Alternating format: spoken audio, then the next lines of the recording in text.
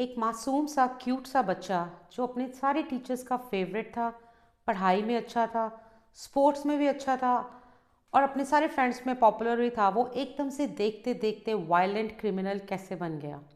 और वो भी कोई नॉर्मल वायलेंट क्रिमिनल नहीं, ऐसा क्रिमिनल जो अपने मुंह में बर्ड्स को डाल के उनकी नेक तोड़ के नेक खा जाता था, ह्यूमन ब्लड पीता था। तो आज हम बात करेंगे एक ऐसे इंसान के बारे में जिसको हम रियल लाइफ में वैम्पायर कहें तो कुछ गलत नहीं होगा।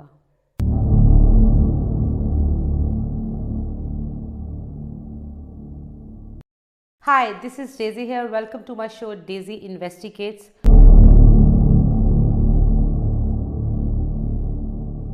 आज हम जिस केस के बारे में बात कर रहे हैं वो है रिचर्ड चेज का केस, जिसको रियल लाइफ में वैम्पायर कहा जाता था।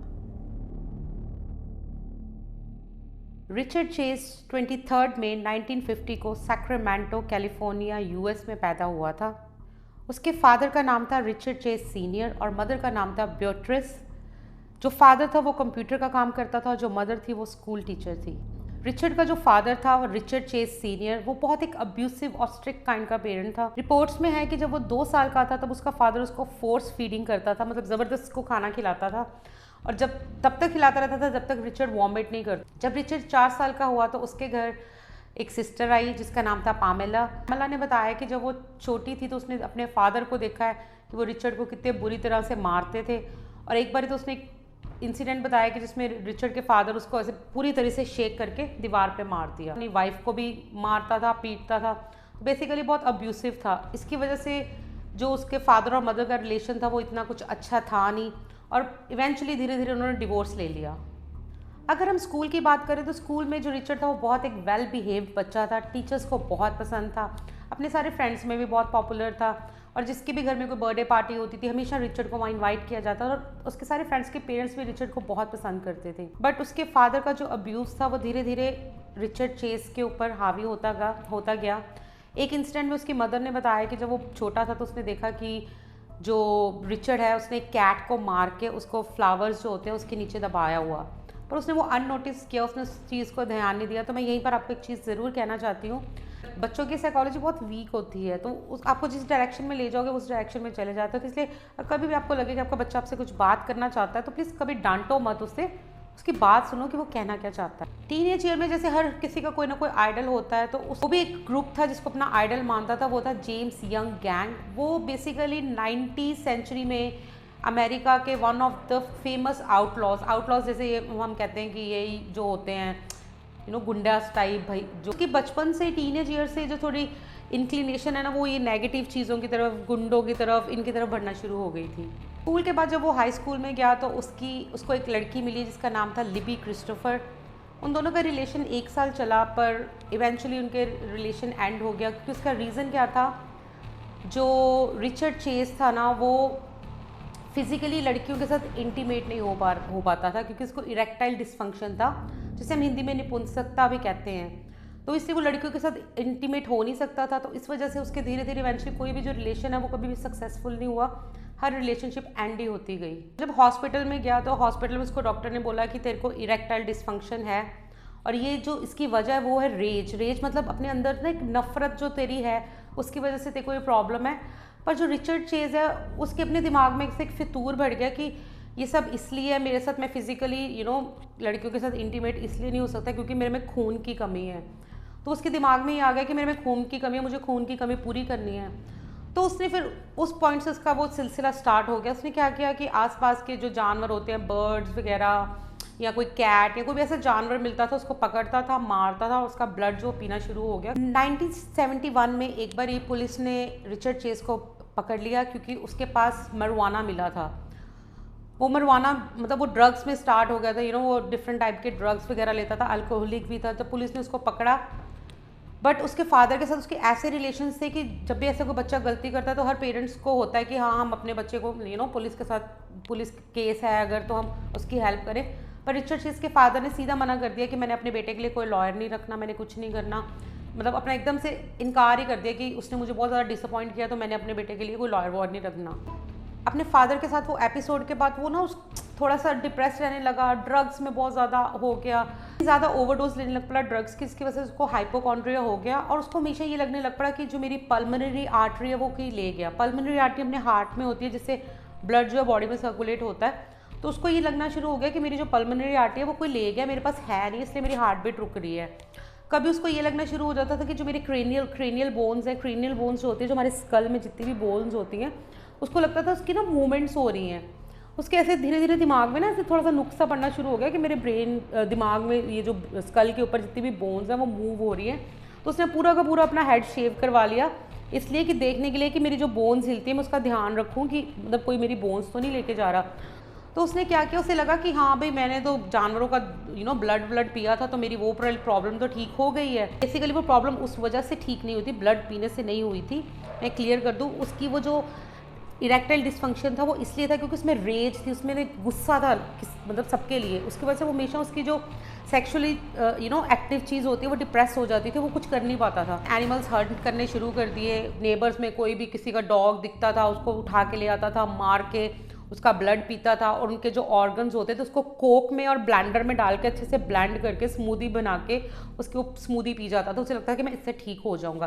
मतलब उसके दिमाग में एकदम से ना मतलब पागल हो चुका था इस चीज़ को लेके कि हाँ भाई मैं ब्लड जानवर खा के इससे ठीक होऊंगा। तो ये सब कुछ उसने करना स्टार्ट कर दिया। बर्थडे पार्टी पे किसी ने इन्वाइट किया, तो उस बर्थडे पार्टी में उसने क्या किया, उसने कॉर्नर में जाके एक लड़की को मोलेस्ट करने की कोशिश की और एकदम से उसको लोगों ने पकड़ा और उसको पार्टी से बाहर भेज दिया। जब पार्टी से बाहर भेजा वो अपनी 21 कैलिबर की पिस्टल लेके वापस पार्टी में आया, पर लोगों ने उसको मतलब मारा पकड़ा और उसको पुलिस के हवाले कर दिया।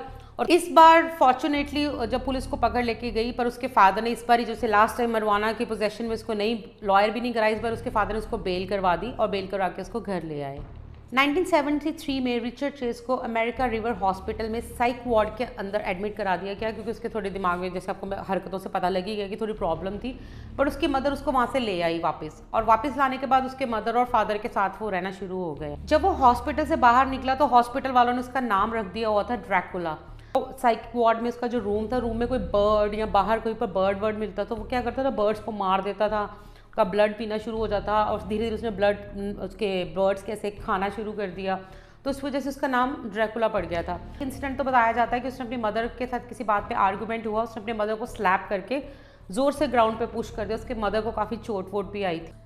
1976 में एक बार रिचर्ड के फादर उसके घर गए उसको देखने के लिए, तो देखा कि वो बहुत ज़्यादा वीक है और बहुत बीमार है। तो उन्होंने उसी वक्त रश करके एम्बुलेंस को कॉल किया, उसको हॉस्पिटल लेके गए। जब हॉस्पिटल लेके गए वहाँ जाके पता चला कि इसके ब्लड में पॉइजनिंग है। उसका रीज़न ये था कि उसने क्या किया था कि 2 दिन पहले उसने एक रैबिट को मारा था। रैबिट को मार के जैसे अर्लियर तो वो रैबिट कोई भी जानवर मारता था उसका ब्लड पी जाता था या स्मूदी बना के पी जाता था। इस बार उसने क्या किया, ब्लड लेके इंजेक्शन में अपनी बॉडी में इंजेक्ट कर लिया। उसकी वजह से वो बहुत बीमार हो गया। ऐसे करके वो ठीक हुआ, ठीक होकर उसको फिर उसके पेरेंट्स उसको एक अपार्टमेंट लेके दिया।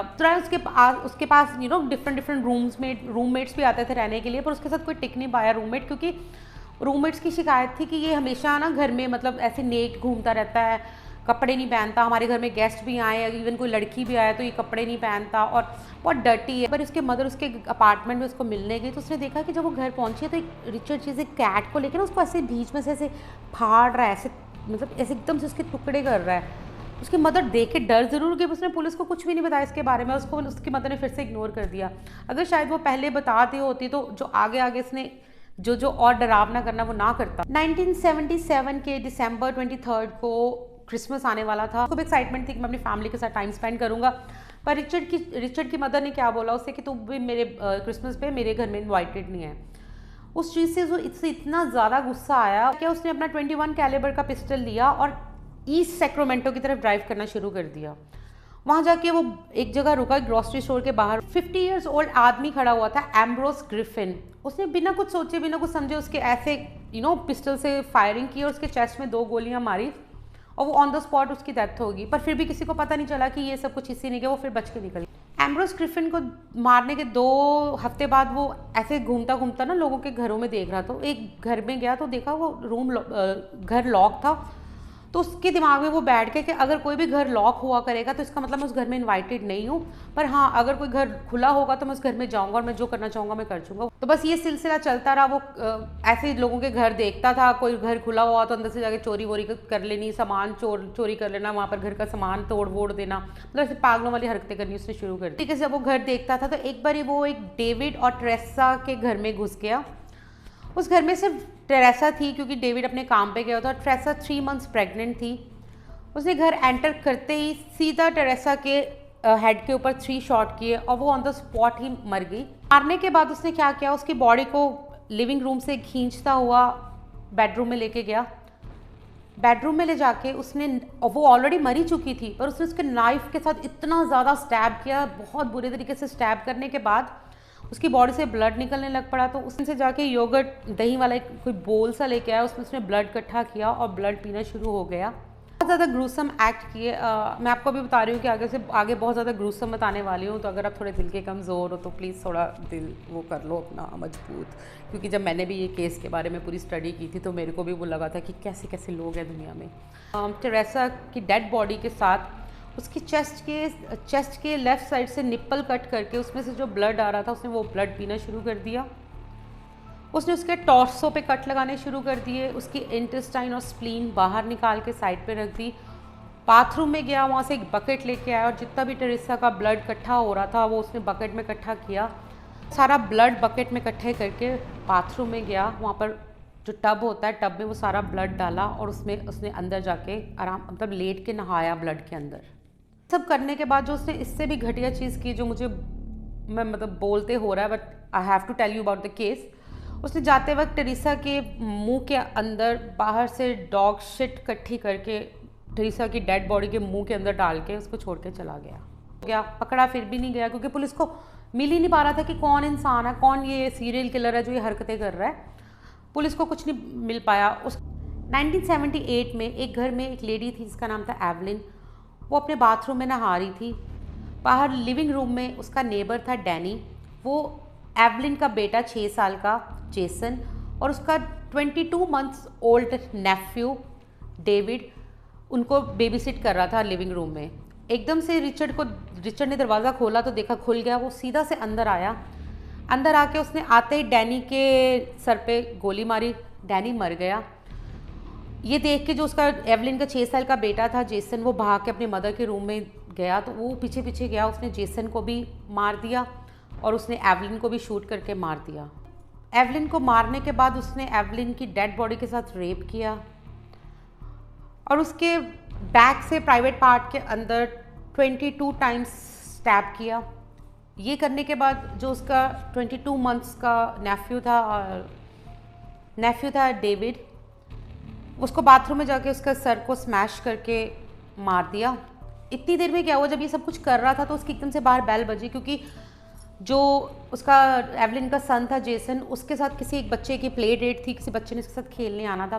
तो उसने क्या किया कि जब रिचर्ड को आवाज़ आई वो जल्दी से वो छोटे से बच्चे की 22 महीना का जो बच्चा था डेविड, वो उसकी बॉडी को लेके गाड़ी में भाग गया। तो एवलिन की नेबर अंदर आई, उसने उस वक्त पुलिस को कॉल किया और पुलिस आ गई।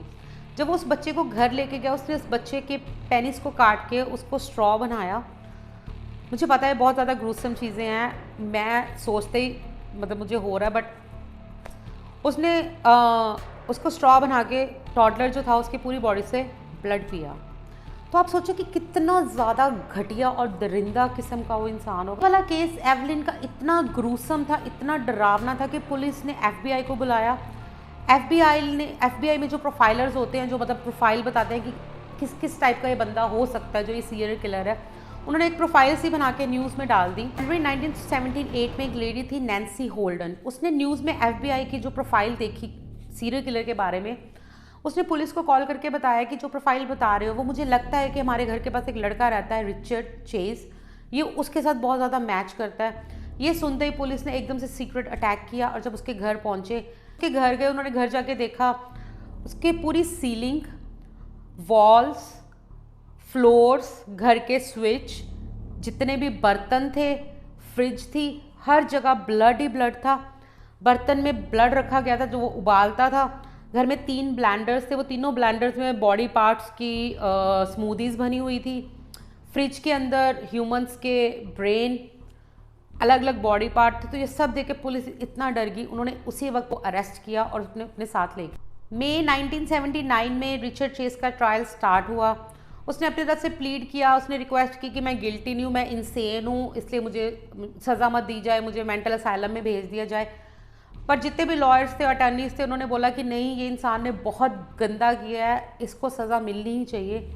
तो उसको सज़ा दी गई फाइनली कि गैस चैम्बर में उसको मारा जाएगा। पहले उस जेल में था, तो उसने धीरे धीरे करके अपनी मेडिसिन जो उसको देते थे अपने मेंटल डिसऑर्डर के लिए, उसने खानी बंद करती, मेडिसिन इकट्ठी करती करते करता गया।